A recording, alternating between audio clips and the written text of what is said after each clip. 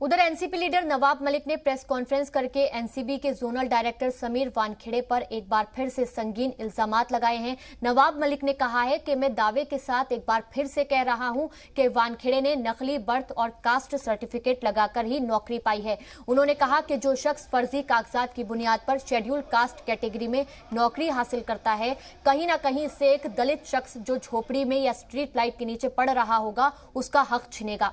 मलिक ने कहा कि जो बर्थ सर्टिफिकेट हमारे पास है वो असली है। मुंबई में बर्थ सर्टिफिकेट ऑनलाइन सर्च करके हासिल किए जा सकते हैं। वानखेड़े की बहन का भी ऑनलाइन है, लेकिन वानखेड़े का सर्टिफिकेट ऑनलाइन मौजूद नहीं है।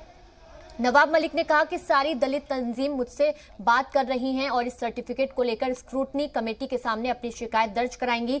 साथ ही मुतालबा करेंगी कि एक दलित का हक छीनकर उन्होंने फर्जीवाड़ा करके सरकारी नौकरी हासिल की, इसके लिए उन पर कार्रवाई की जाए। ये जाली सर्टिफिकेट नवाब मलिक ने रखा है। अगर ये जाली है तो असली कौन सा है, ये उनके परिवार के लोग या स्वयं वो असली सर्टिफिकेट लाएं। उनके पिताश्री अपना जो कास्ट सर्टिफिकेट है वो लोगों के सामने रख रहे हैं।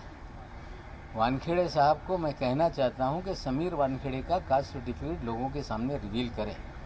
आप नहीं करोगे तो सरकारी दस्तावेज कोई कितना भी नष्ट करने का काम करे, कहीं ना कहीं वो चीज़ें होती हैं। जिस तरह के बर्थ सर्टिफिकेट हमने निकाले, सारे दस्तावेज हमारे लोग निकाल रहे हैं और जल्द ही ये मामला जो वैलिडिटी कमेटी है उसके सामने जाएगा।